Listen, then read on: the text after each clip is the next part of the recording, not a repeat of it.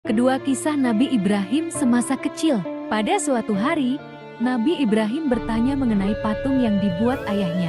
Lalu ayahnya memberitahunya bahwa itu adalah patung-patung dari Tuhan.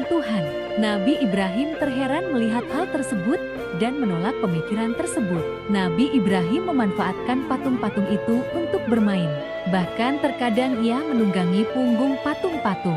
Itu seperti orang-orang yang biasa menunggang keledai. Pada suatu hari, ayahnya melihatnya sedang menunggangi punggung patung yang bernama Marduk. Seketika ayahnya marah dan melarangnya untuk bermain dengan patung tersebut. Ibrahim bertanya, "Patung apakah ini wahai ayahku?" Kedua telinganya besar, lebih besar dari telinga kita. Ayahnya menjawab, "Itu adalah Marduk, Tuhan dari para Tuhan wahai anakku." Dan kedua telinga yang besar itu sebagai simbol dari kecerdasan yang luar biasa. Ibrahim tampak tertawa, padahal saat itu beliau baru menginjak usia 7 tahun. Suatu ketika Ibrahim bersama ayahnya masuk di tempat penyembahan, tempat di mana patung-patung itu berada. Saat itu terdapat suatu pesta dan perayaan di hadapan patung-patung. Dan di tengah-tengah perayaan tersebut terdapat dukun yang memberikan pengarahan tentang kehebatan Tuhan berhala yang paling besar. Dengan suara yang penuh penghayatan, dukun itu memohon kepada patung agar menyayangi kaumnya dan memberi mereka rezeki. Tiba-tiba keheningan saat itu dipecah oleh suara Ibrahim yang ditujukan kepada tokoh dukun itu.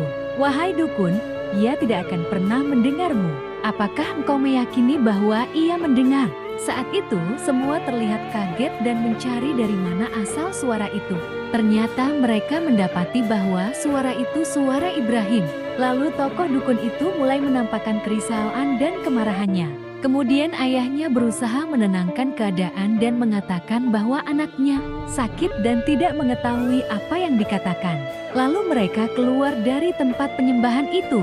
Si ayah menemani Ibrahim menuju tempat tidurnya dan berusaha menidurkannya, lalu meninggalkannya setelah itu. Namun, Ibrahim tidak begitu saja mau tidur ketika beliau melihat kesesatan yang menimpa manusia. Beliau pun segera bangkit dari tempat tidurnya. Beliau bukan seorang yang sakit. Beliau merasa dihadapkan pada peristiwa yang besar.